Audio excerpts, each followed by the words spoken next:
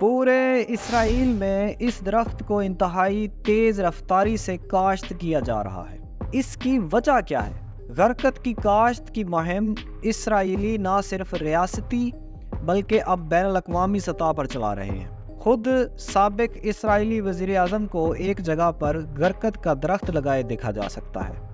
इसके अलावा इसराइल ने इंडिया से भी कहा है कि तुम अपने मुल्क की तमाम बंजर अराज़ी पर गरकत के दरख्त की काश्त करो, जिसका तमाम तर मुआवजा इसराइल बर्दाश्त करेगा। अब सवाल ये उठता है कि तमाम यहूदी पागल हो चुके हैं? क्या इनका दिमाग खराब हो गया है? ऐसा बिल्कुल नहीं है। दुनिया के तमाम वसाइल पर काबिज यहूदी बिल्कुल पागल नहीं, बल्कि बहुत ही ज़हीन कौम है। ये कौम अपने मज़हब से ज़्यादा इस्लाम की सच्चाई पर यकीन रखती है।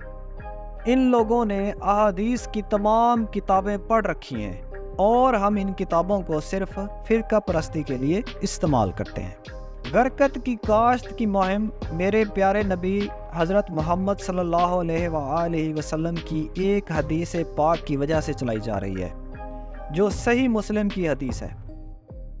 हज़रत अबू हुरैरा से रिवायत है कि रसूल सल्लल्लाहु अलैहि वसल्लम ने फरमाया कि क़यामत ना होगी तब तक जब मुसलमान यहूदियों से जंग करें और उन्हें कत्ल कर दें, यहाँ तक कि यहूदी पत्थर या दरख्त के पीछे छुप गए हों। पत्थर या दरख्त कहेगा कि ऐ मुसलमान, ये यहूदी मेरे पीछे छुपा है, आओ और इसे कत्ल कर दो, सिवाय दरख्त गरकत के, क्योंकि वह यहूद के दरख्तों में से है। यहाँ तक कि इसराइल मुख्तलिफ NGOs के ज़रिए दुनिया भर में इन दरख्तों की काश्त पर जोर दे रहा है।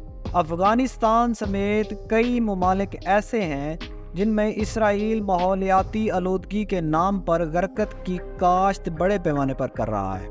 उसके लिए गरकत द सेव ट्री नामी एक मुहिम भी चलाई जा रही है, जिसकी फंडिंग यहूदी नेशनल फंड नामी एक इदारा कर रहा है। इस इदारे की बुनियाद 1901 में रखी गई।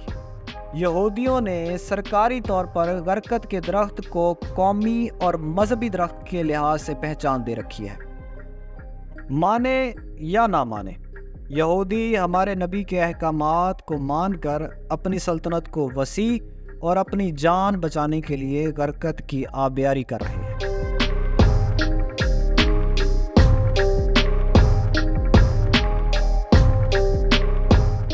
उम्मीद है आज की वीडियो आपको पसंद आई होगी। अगर पसंद आई है तो हमारी वीडियो को शेयर कर दें, हमारे चैनल को सब्सक्राइब कर दें। अगली वीडियो तक के लिए मुझे और मेरे टीम मेंबर को इजाज़त दें। आप अपना बहुत सारा ख्याल रखिएगा। अल्लाह हाफिज़।